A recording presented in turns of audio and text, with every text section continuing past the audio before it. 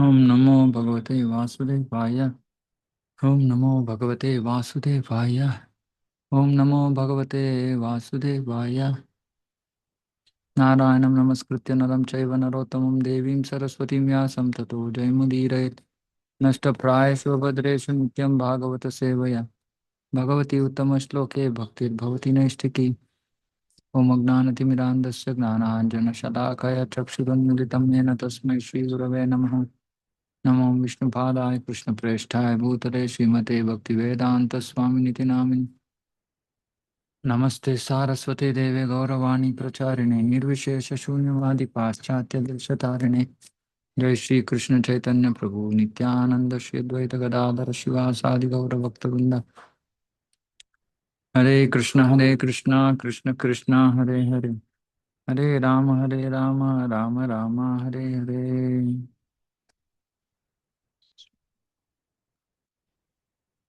Srimad Bhagavatam, Canto 8, Chapter 22, verse 16. Shri Prahlada Vacha, Tvayaiva Dattam Padam. Oh, this is over. Yeah, 17. Jaya hi vidvan api muhyate yatas tatko vichaste gatimatmano yatha tasmai namaste jagadishwaraya vai narayanaya khila lokasakshine. Material opulence is so bewildering that it makes even a learned, self controlled man forget to search for the goal of self realization. The Supreme Person of Godhead Narayana, the Lord of the universe, can see everything by his will. Therefore, I offer my respectful obeisances unto him. The words ko vichaste gatimatmano yatha indicate that when one is puffed up by the false prestige of possessing material opulence, he certainly neglects the goal of self realization. This is the position of the modern world because of so called scientific improvements in material opulence. People have entirely given up the path of self realization. This is very, very important statement. So called scientific improvements in material opulence, meaning we were sitting on the floor previously, now we sit on sofa. Now this is scientific improvement in material opulence. So because of this, people are getting more comfortable in their lives, whether they have the money, whether they borrow, whatever it is. So the whole thing is absorption in these scientific improvements. For example, now people now have dishwashers. So this is scientific improvement, right? First there was only um, washing machine. Now there is washing machine plus dryer. So like this. Scientific improvement, and we are engrossed in that, in procuring these things, and so focus on self-realization is gone, is not there. Practically, no one is interested in God, one's relationship with God, or how one should act. So here we keep seeing, at least I keep observing people. Our center here is open to the road, so anybody who walks across can see the altar if it's open, etc. And there's some very sattvic people who come, stand outside, offer obeisance, pranams, and go. And then there are others who don't even turn this way. Like I see regularly one father and child, they possibly father is going to leave the child to the bus or something. They are walking, they walk across. The child sees, but the father doesn't turn. Child turns and sees the altar, but father doesn't turn. So practically, no one is interested really. And even if we tell something about God and about Krishna and how he, the reason for our existence and how we can find happiness, people are not interested. Manda sumanda matayo. They are dull-headed because they are engrossed in sense gratification. Modern men have altogether forgotten such questions because they are mad for material possessions. See, Prabhupada is Mad. People are mad for material possessions. If this kind of civilization continues, the time will soon come when the Supreme Person of Godhead will take away all the material opulences. Bro, almost like a warning. Prabhupada is giving a warning. Then people will come to their senses. When they lose everything, then they turn towards Krishna. Hmm. So looks like that is the only way, because there doesn't seem to be any sign of people turning towards the Supreme Lord. So one corona came, little bit turning happened, and then now it's gone. 3, 4 years old episode. So now people are forgotten. So then there has to be something else now to make people remember Krishna. Hmm. So yeah, this kind of civilization will continue, and then Lord will create situations to take away their material opulences. Mm. Corona took away material opulences of many people. A war will take away material opulences of people. Mm. And still, because India is a little bit is still Punya Bhumi, we will be spared. Uh, Spared as in not fully, but at least gross suffering that other countries are going to go through, India will be spared. Uh, but if even in India, if things continue like this, then at some point of time, this has to happen, because otherwise, how are people going to be benefited?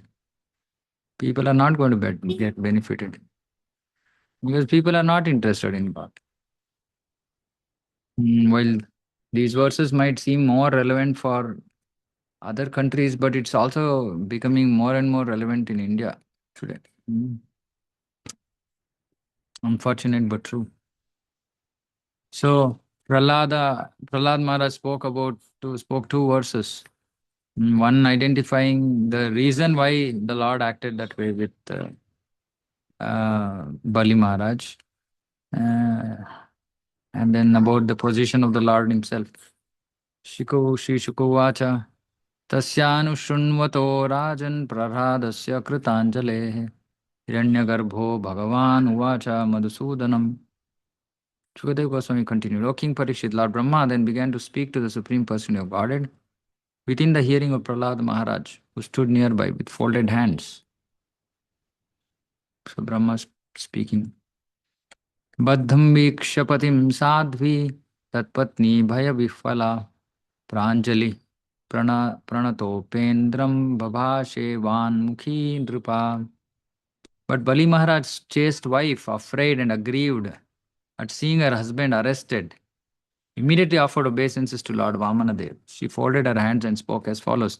So, Brahma was about to speak, but Bali Maharaj's chaste wife, she was very chaste, and she was very happy. She came running when Bali Maharaj gave that word of 3 pieces of land. So she came running with a water pot to wash his lotus feet with Bali Maharaj. Then now she seeing that he has been arrested. She was aggrieved and afraid. So she came running because she's a chaste wife. Although Lord Brahma was speaking, he had to stop for a while because Bali Maharaj's wife, Vindhyavali, was very agitated and afraid, wanted to say something, so she couldn't control herself. Shri Vindhyavali Ruvacha Kridartham Atmana idam trijagat kritam te samyam tu tatra kudiyo para isha kuryuhu kartu prabhostava kimmasyata avahanti tyaktah riyastvad avaropita kartruvada. Srimati Vindhyavali said, "O my Lord, you created the entire universe for the enjoyment of your personal pastimes, not for our personal pastimes, for your personal pastimes. But foolish, unintelligent men have claimed proprietorship for material enjoyment." So she's scolding, accusing him, his husband, as having no intelligence because he has claimed proprietorship in the three worlds. Certainly, they are shameless agnostics falsely claiming proprietorship. They think that they can give charity and enjoy. Hmm. Such a condition, what good can they do for you? Who are the independent creator, maintainer, and annihilator. Balimara's wife, who was most intelligent, supported the arrest of her husband and accused him, meaning her husband, of having no intelligence because he had claimed proprietorship of the property of the Lord. Such a claim is sign of demoniac life. Although the demigods, who are officials appointed by the Lord for management, are attached to material enjoyment, they never claim to be proprietors of the universe, for they know that the actual proprietor of everything is the Supreme Personality of Godhead. But yeah, when they get disillusioned, when they get illusioned, then they will say, like Indra normally does. This is the qualification of demigods. But the demons, instead of accepting the exclusive proprietorship of the Supreme Lord, claim the property of the universe for themselves through demarcations of nationalism. This part is mine, that part is yours. This part I can give charity, and this part I can keep for my enjoyment. These are all demoniac conceptions. Idam adya maya labdham imam prapsye manoratham. Thus far I have acquired so much money and land. Now I have to add more and more. In this way I shall be the greatest proprietor of everything. Who can compete with me? These are all demoniac conceptions. Bali Maharaj's wife accused Bali Maharaj by saying that although the Supreme Lord had arrested him, showing him extraordinary mercy, and although Bali Maharaj was offering his body to the Supreme Lord for the Lord's third step, he was still in the darkness of ignorance. Why? Because actually the body did not belong to him. But because of his long standing demoniac mentality, he could not understand this. He thought that since he had been defamed for his inability to fulfill his promise of charity, and since the body belonged to him, he would free himself from defamation by offering his body. Actually, however, the body does not belong to anyone but the Supreme Lord by whom the body is given. Stated in Bhagavad Gita, Ishvara Sarvabhutanam Nirdesha Arjuna Tishtati Brahmayan Sarvabhutani Yantrarudhani Maya. The Lord is situated in the core of everyone's heart, and according to the material desires of the living entity, the Lord offers a particular type of yantra through the agency of the material energy. The body actually does not belong to the living entity, it belongs to the Supreme Lord. Under the circumstances, how could Bali Maharaj claim that body belonged to him? So we are all living thinking this body is mine. This body is not mine. This body is Krishna's. This body is Guru's. So we have been given the service of keeping this body in functioning state so that devotional service can be executed. That's all our service is. And if the body has to go through suffering, that is Krishna's desire, that is Krishna's lookout. Because Krishna, it's Krishna's body belongs to Krishna. Body belongs to Guru. So it has to be used in the service of Guru and Krishna. But otherwise, there is no question of claiming any kind of proprietorship over this body. Hmm. So far, we were saying, I am not the body, I am spirit soul. This body is mine, but it's not mine. Body is Krishna's, body is Guru's. So Prabhupada gives another analysis, saying that if the body didn't belong to him at all, then how could he give it? The three balls also didn't belong to him. Of course, externally it belonged to him. Similarly, the body also externally maybe he thought that it belonged to him, and so he gave, but he didn't possess it at all in the first place to give. Thus, Vindavali, Bali Maharaj's intelligent wife, prayed that her husband be released by the Lord's causeless mercy. So, in one sense, she's saying that, okay, even by giving the body, he's actually not fulfilled the promise because the body is not his. But anyway, please forgive him by your causeless mercy. Otherwise, Bali Maharaj was nothing but a shameless demon, specifically described as Tyakta Hiyastvadaro Avaropita Kratrvadaha, a foolish person claiming proprietorship over the property of the Supreme Person. And Prabhupada said that is the demoniac mentality. In the present age Kali Yuga, the number of such shameless men who are agnostics, disbelieving the existence of God, has increased. Trying to defy the authority of the Supreme Lord, so-called scientists, philosophers, and politicians manufacture plans and schemes for the destruction of the world. They cannot do anything good for the world. And unfortunately, because of Kali Yuga, they have plunged the affairs of the world into mismanagement. Thus, there's a great need for the Krishna consciousness movement for the benefit of innocent people who are being carried away by propaganda of such demons. Mm. The present quo is allowed to continue, people will certainly suffer more and more under the leadership of this demoniac agnostic. See, if you see, Prabhupada in many purports, he highlights the social condition, the political condition. Uh, somehow in our today's uh, preaching approach, we are not very much targeting these things. We are just more, okay, give bhakti to individuals. We are mostly focusing on that. But what about giving bhakti to politicians, administrators, and policy makers? And so it's important because they have to think differently. They have to start to think differently. And Prabhupada absolutely made that attempt at that point of time to connect to the elite of the society, so-called elite.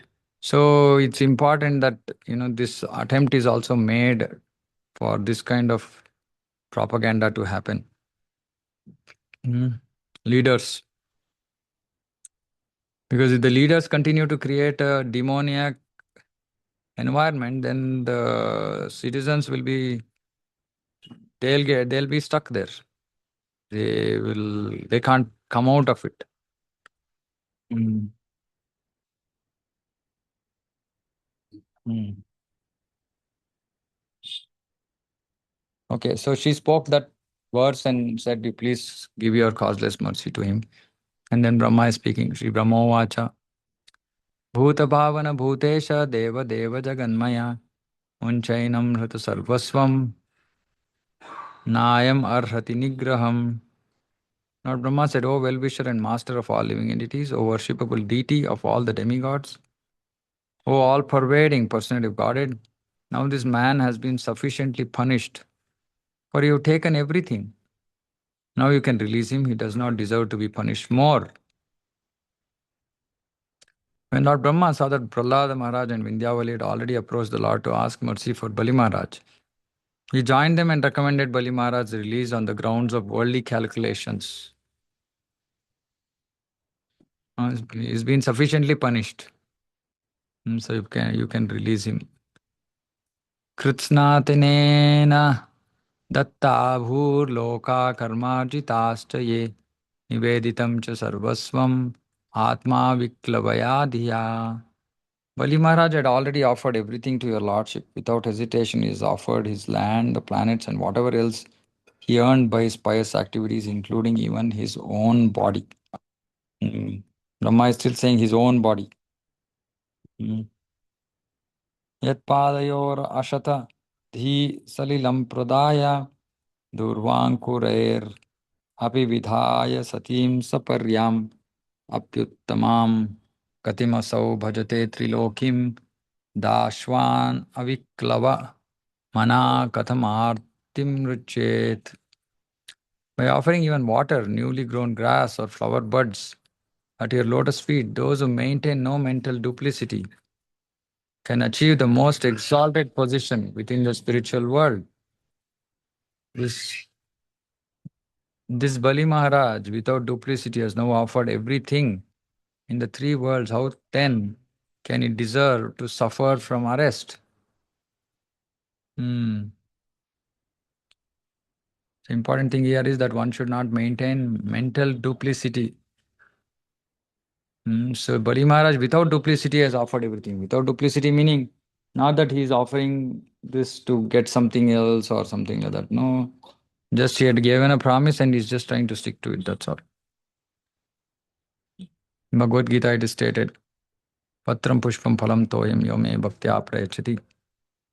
The Supreme Person of Godhead is so kind that if an unsophisticated person with devotion and without duplicity offers at the lotus feet of the Lord a little flower, fruit, little water, flower, fruit, or leaf, the Lord accepts. Then the devotee is promoted to Vaikuntha. Brahma drew the Lord's attention to this subject and requested that he release Bali Maharaj, who was suffering, being bound by the ropes of Varuna, and who had already given everything, including the three worlds and whatever he possessed. The important thing is without duplicity. So Bali Maharaj was simple hearted, though because he was in the position of a demon, so he had to do that, whatever. But his mood, he was still a non duplicitous person at heart.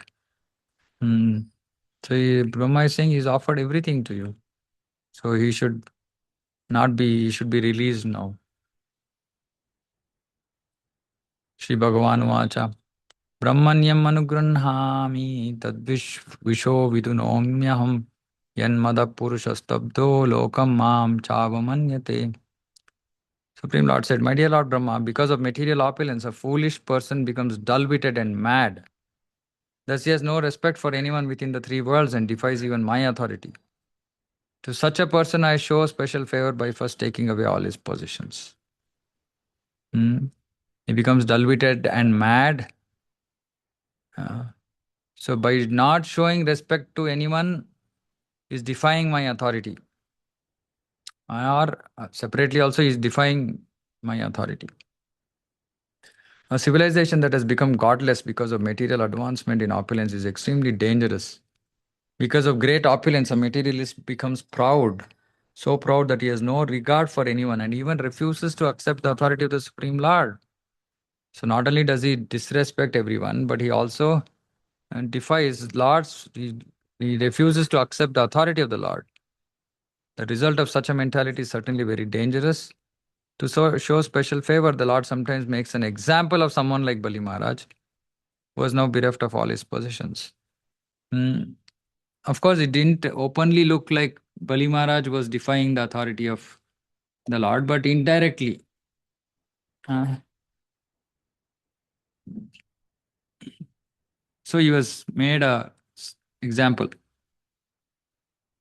Yada kadachi jivatma samsaran nija karma bihi nana yonishvani shoyam paurushim gatima vrajet.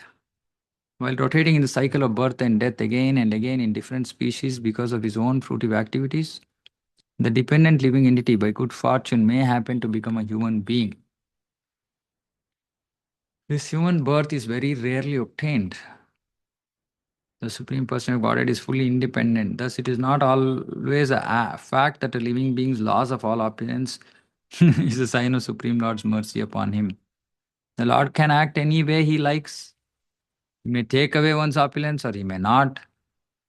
There are varieties of forms of life, and the Lord treats them according to the circumstances as He chooses. So we cannot really determine, Krishna is not bound by any laws. But still, Bhaktya Mama Vijanati, a devotee can understand Krishna. Krishna cannot escape a pure devotee. So when Prabhupada is saying something about Krishna that is true, generally it is to be understood that human form of life is one of great responsibility. After this, rotating through many, many forms of life in the cycle of birth and death, the being gets a chance for a human form. Therefore, every human being, especially one belonging to a civilized nation or culture, example India, must be extremely responsible in his activities. He should not risk degradation in the next life because the body will change. We should be extremely careful. To see to the proper use of life is the purpose of Krishna consciousness. So, what is the point in being in Krishna consciousness if we are not making proper use of life? If we are just living life of mixed devotion, we're supposed to make proper use of life. Now, how are we making proper use of life if we engage in Mishra Bhakti? Still sense gratification. It might be that we have come to Krishna, but the intention still seems to be sense gratification. Then how? Are we properly using our life?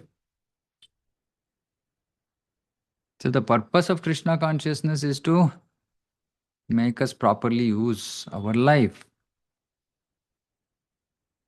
So Krishna consciousness is not armchair philosophy, as Prabhupada says.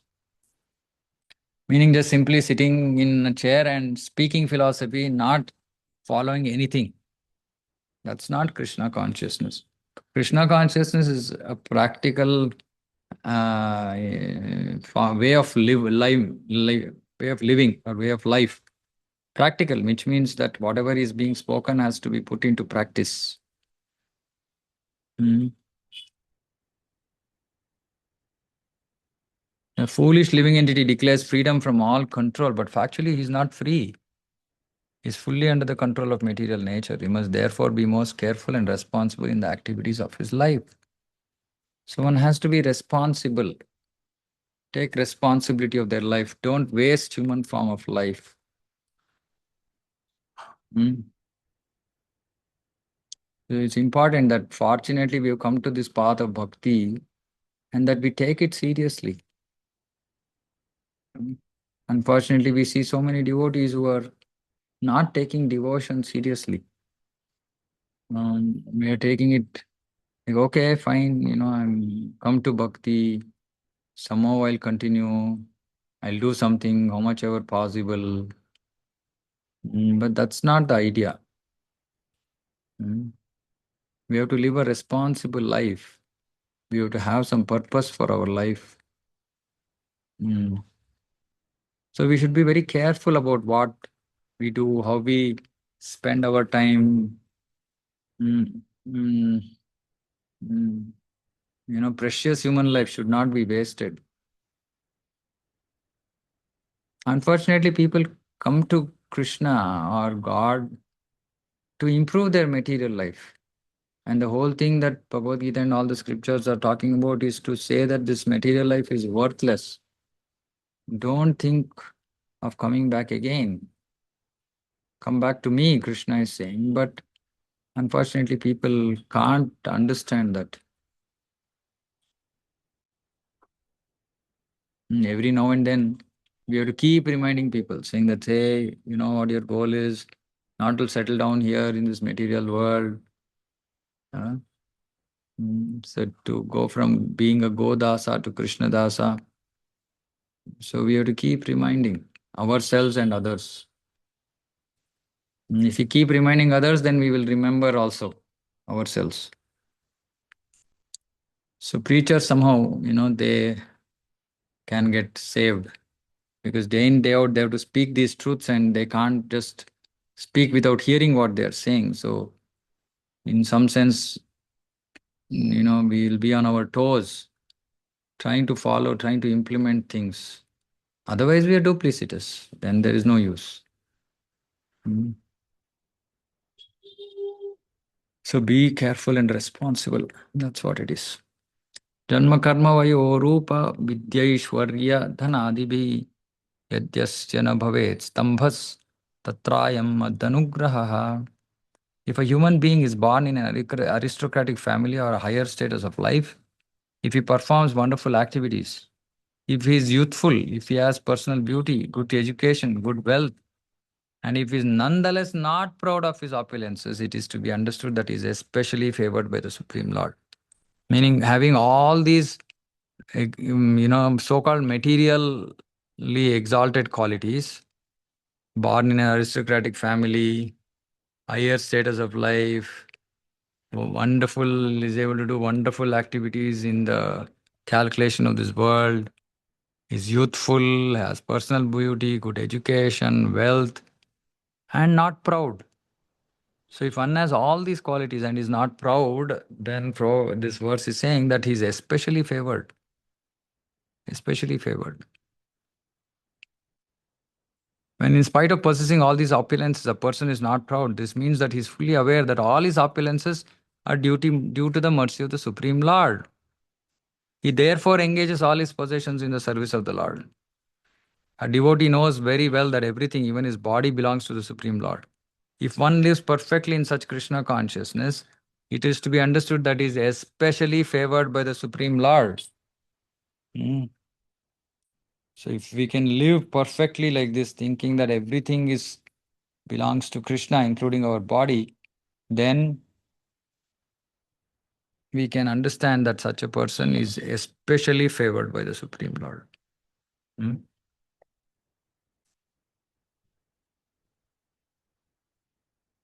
The conclusion is that one's being deprived of his wealth is not to be considered the special mercy of the Lord.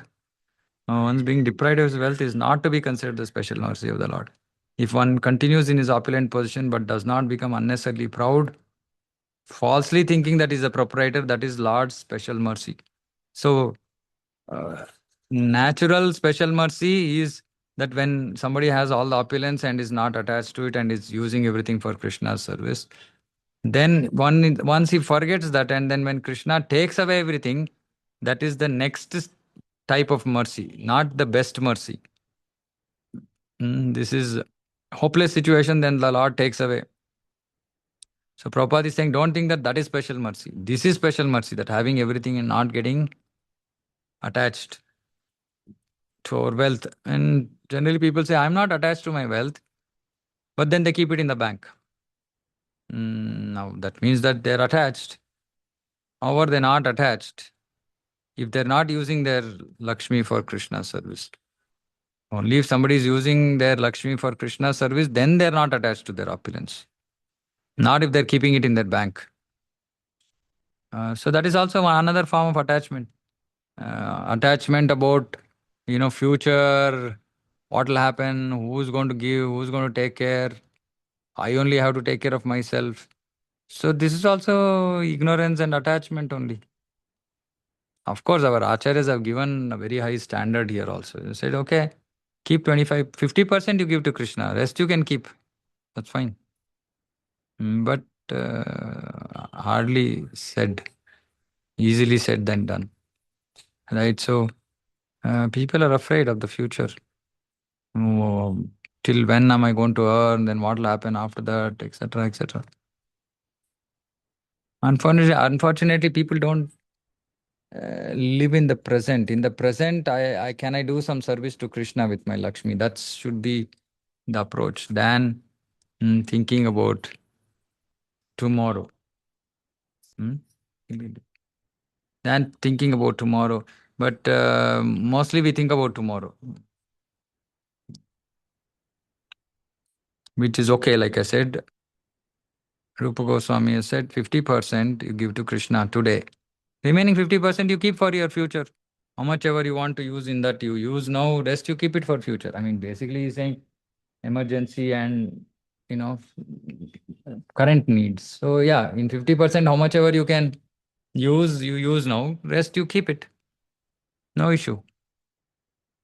But 50% give to Krishna, which is so much of Lakshmi. And if that Lakshmi comes, then we can flood the world with Krishna consciousness. So many times, we are just constrained by how much we can, for example, now books.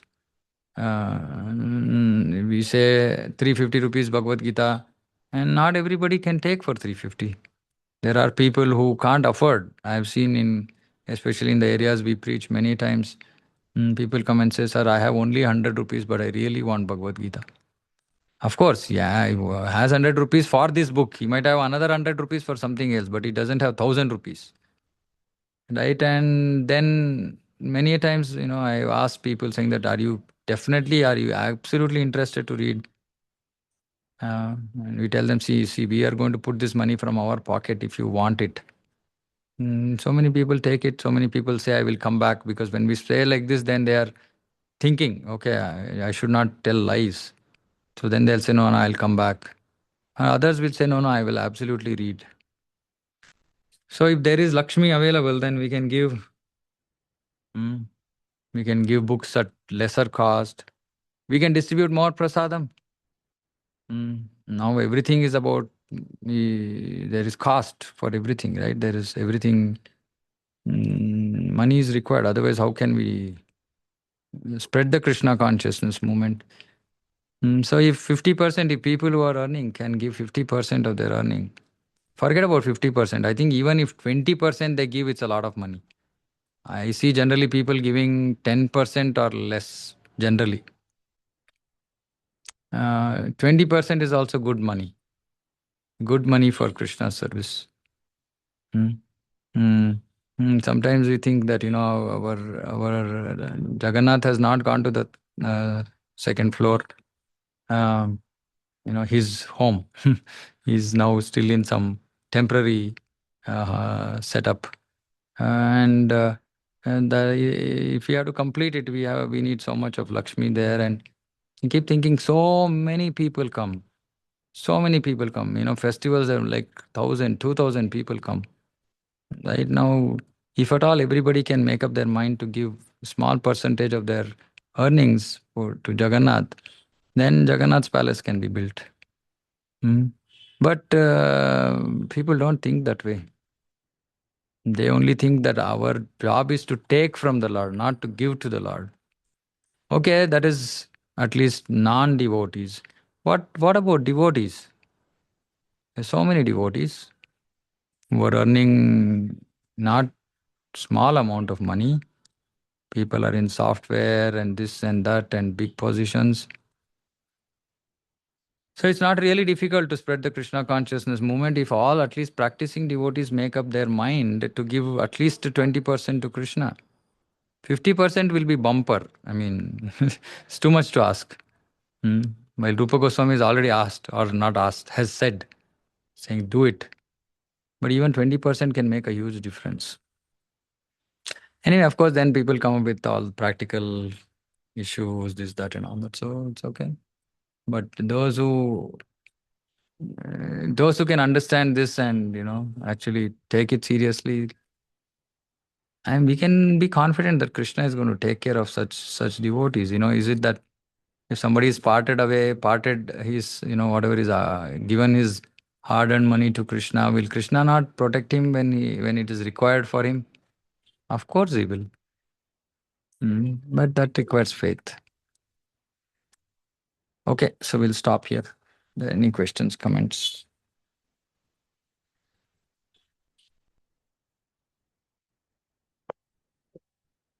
Okay, anything? Hare Krishna, Prabhu. Yeah. When you were reading, like when you said, Bali Maharaj's wife, she's so happy. She tells Krishna, okay. Or in Ramayana also, we have Ravana's wife, Mandodari. I mean, it's so amazing, no, Prabhu. Like, they're demons, they're in opulence, they are having the best of the world, and still they stick on to the lotus feet of Krishna. Amazing. And every day we have preached, we are hammered every day, and still my sense gratification doesn't seem to like lessen down anyway. Like it's worse than being in a demon I mean, we know everything. I know the thing. I know the practicality. I understand, and still you don't follow. I mean, there can't be anybody more, fool like us. I mean, it's That's good. amazing. Prahlad Good Maharaj, observation. even the wives, Yeah, good I mean, observation. like, when you're reading it, when you were reading and you said Ratnavali, then it just crossed across. And even in Ramayana, we have Mandodari. She's one of the satis, Yeah, nice. Thank you, Mataji. Yeah. Thank you, Prabhu. Okay, anything else?